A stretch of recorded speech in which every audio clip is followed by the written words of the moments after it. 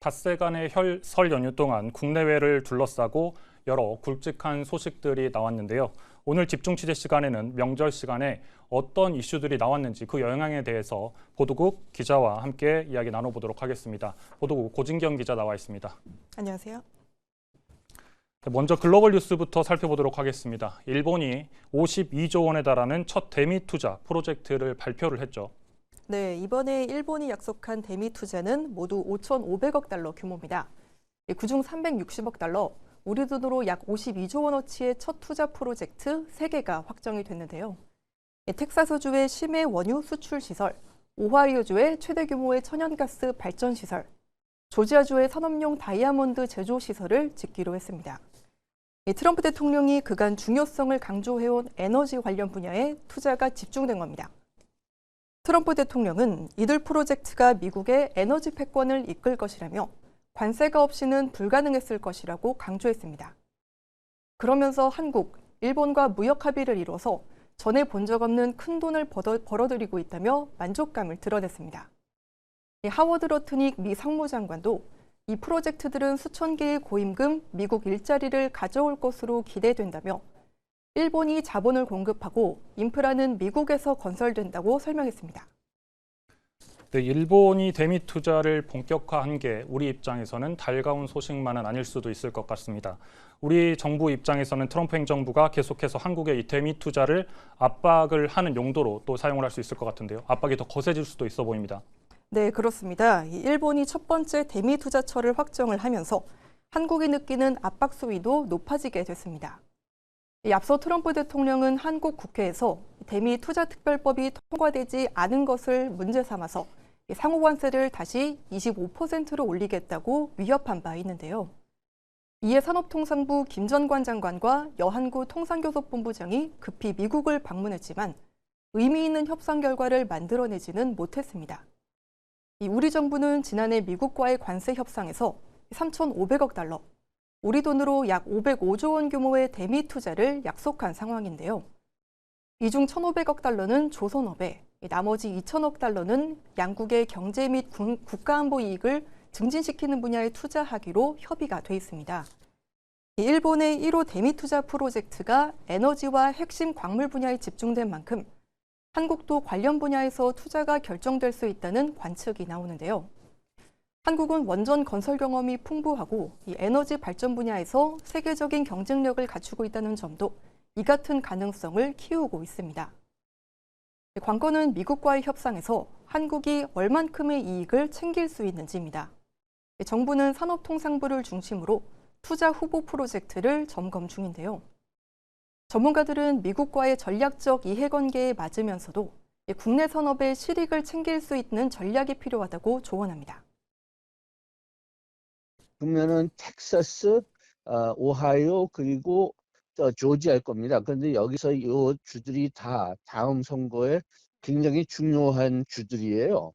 트럼프한테는 일단은 산업 분야보다는 그 장소가 더 중요한 것 같아요. 장소를 트럼프한테 결정할 수 있게 해준다면은 우리가 투자할 수 있는 산업이나 뭐 사업 여기에 대해서는 조금 좀 우리가 그 융통성을 가질 수 있지 않겠느냐.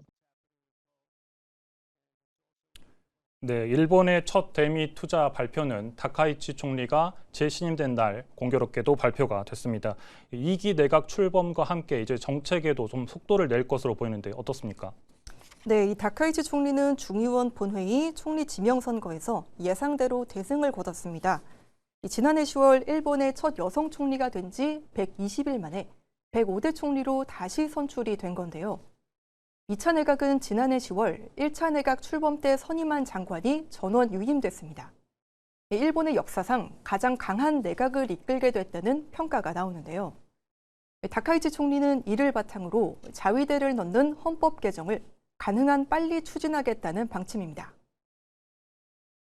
自民党の政権公約に掲げさせていただきましたので、こういった政策課題についてはもう自民党として実現に向けて力強く取り組みを進めていかなきゃならないと考えています。 일본이 보수적인 안보 정책을 밀어붙이면서 중국과의 관계는 악화일로를 걷고 있습니다. 반면 한국과는 협력 기조를 이어갈 것으로 관측이 되는데요.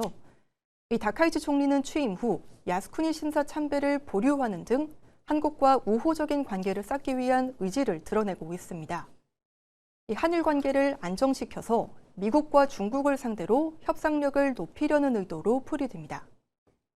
경제면에서는 책임 있는 적극 재정을 통해 장기 집권 다지기에 나설 것으로 보입니다.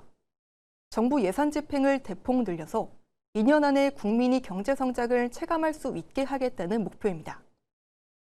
다카이치 총리는 오는 20일 국회에서 정책 운영 방향을 담은 시정연설을 실시할 예정인데요. 반도체와 인공지능, 첨단 로봇 등 17개 전략 분야를 중심으로 과감히 투자해서 국가가 성장을 주도하겠다는 구상입니다. 이 다카이치 도믹스가 일본의 고질적인 디플레이션 문제 어떻게 해결할 수 있을지 한번 살펴봐야겠습니다. 이어서 국내 문제들도 한번 살펴보도록 하겠습니다. 연휴 기간 지난해 4분기 경제 성장률 지표가 발표가 됐습니다. 깜짝 성장했던 3분기와 달리 4분기에는 우리 경제가 역성장을 했죠. 네, 그렇습니다. 한국은행에 따르면 지난해 4분기 한국 경제 성장률은 마이너스 0.276%로 주요 24개국 중 22위를 기록했습니다. 이 아일랜드와 노르웨이에 이어서 최하위권에 자리한 건데요. 4분기에 경제가 역성장한 나라는 캐나다와 에스토니아까지 포함해서 5개국 뿐이었습니다.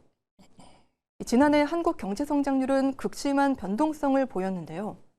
비상계엄 사태의 여파로 1분기에는 마이너스 0.219%를 기록했다가 2분기에는 수출 호조에 힘입어서 플러스 전환에 성공했습니다. 이어서 3분기에는 1%로 롯돌면서 예상보다 높은 성장률을 기록했는데요. 이 4분기에는 3분기의 고성장은 기저효과에 더해 건설 경기가 부진했던 여파로 다시 마이너스로 주저앉았습니다. 연간으로 보면 지난해 1% 성장에 그치면서 1.1% 성장한 일본에 뒤처지게 됐습니다. 일본의 경제 성장률이 한국을 앞선 건 한국 경제가 외환위기로 마이너스 성장을 기록한 1998년 이후 27년 만입니다. 올해도 한국 경제는 환율과 부동산 등 여러 변수로 인해 쉽지 않을 거라는 전망이 나옵니다.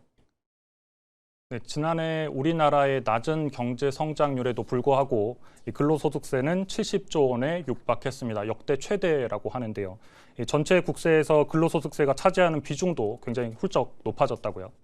네, 재정경제부에 따르면 지난해 근로소득세 수입은 68조 4천억 원으로 집계가 됐습니다. 전년 대비 12.1% 늘어난 규모로 역대 최대치인데요. 재경부는 취업자 수 증가와 임금 상승의 영향으로 근로소득세 수입이 늘어났다고 설명했습니다. 상용 근로자 수는 전년 대비 28만 3천 명 늘었고 1인당 임금은 447만 8천 원으로 1년 새 31만 원이 증가했습니다. 이 근로소득세는 다른 세수 대비 빠르게 증가하고 있는데요. 최근 10년간 총 국세 수입이 71.6% 늘어난 데 반해 근로소득세 수입은 152.4% 증가하며 2배가 넘는 증가율을 기록했습니다. 이에 따라서 근로소득세가 전체 국세에서 차지하는 비중도 커졌습니다. 지난해 전체 국세 대비 근로소득세 비중은 18.3%로 10년 만에 5.9%포인트 불어났습니다. 호실적에 힘입어서 SK하이닉스와 삼성전자 등 주요 반도체 기업들의 성과급이 늘어나서 올해 근로소득세는 더 많아질 것으로 추산됩니다. 이제 근로자 수가 증가하면서 근로소득세가 늘어났다라고 하는 건데 20대에는 해당이 안 되는 것 같습니다.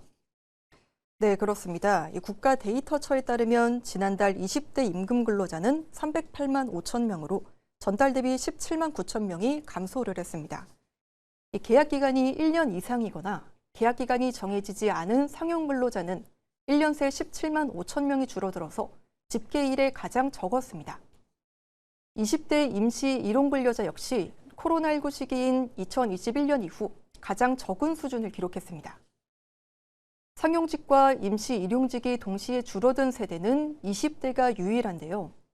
같은 기간 30대와 50대는 상용직과 임시 일용직이 모두 늘었고 40대와 60대도 상용직에서는 증가세를 보였습니다.